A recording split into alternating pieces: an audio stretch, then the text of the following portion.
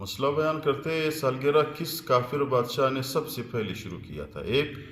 دوسرا مسئلہ یہ بیان کرتے ہیں سالگرہ تو غیر مسلم بادشاہ نے شروع کیا ہے اور منا بھی وہی لوگ رہے، اور آج کل جو مسلمان بنا رہے تو اس مسلمان کی سالگرہ منانے کی شرعی حیثیت کیا ہے، اسلام اس کو کیا کہتے ہیں، جائز ہے یا ناجائز ہے.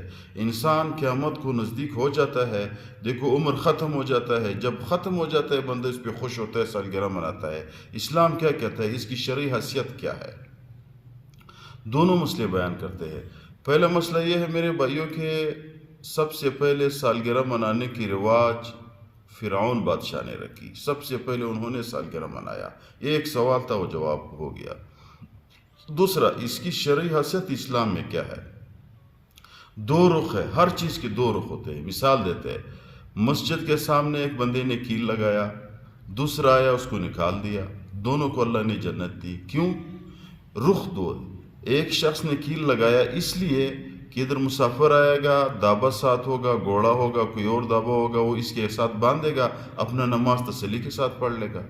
دوسرے نے اس وجہ سے نکال دیا کہ یار اس میں بوڑھے لوگ آتے ہیں، راستے میں لگا ہوا ہے، مسجد کے ساتھ لگا ہوا ہے، بوڑھے اس میں گر جاتے ہیں، ان کی نظر کمزور ہوتا ہے، اس کو نکال دیا. دونوں کی نیت صحیح ہے، تو اس وجہ سے اللہ تعالیٰ نے دونوں کو جنت دیا ہے. ابھی ادھر دو رخ ہے سالگرہ منانے کے. ایک رخ یہ ہے میرے بھائیوں کہ ہم کفار کے ساتھ مشابہت کرتے ہیں.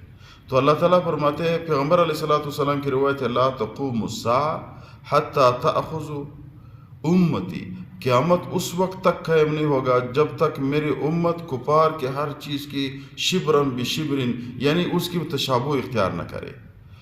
جس طرح وہ لوگ کرتے ہیں اسی طرح ہمارے امت شروع کرے تو پھر اسلام آہستہ آہستہ کم ہوتا جا رہے گا، کلمہ ختم، تو پھر قیامت قائم ہو جائے گی.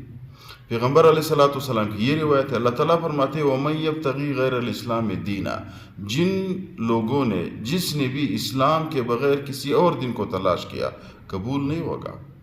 اگر اس کا مطلب یہ ہے، اگر ہم سالگرہ اس لیے مناتے ہیں کہ کفار منا رہے ہیں، وہ بتیا لگا رہے ہیں، وہ اس پہ خوش ہے کہ ایک سال گزر گیا، ہمارے ایسا ہو گیا، اور یہ اپنے ترتیب کے ثبوت کر رہے ہیں، اگر اس کے ساتھ تشابہ کی وجہ سے کرتے ہیں، مشابہت کر لیتے ہیں، بالکل ناجائز ہے، اس کو نہیں کرنی چاہیے.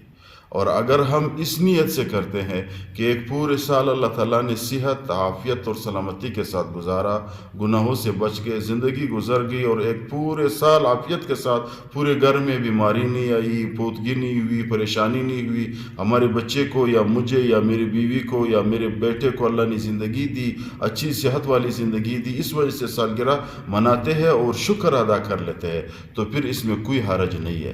اگر وہ دوسری طرف سے مناتے ہیں تو پھر ناجائز ہے اسلام میں.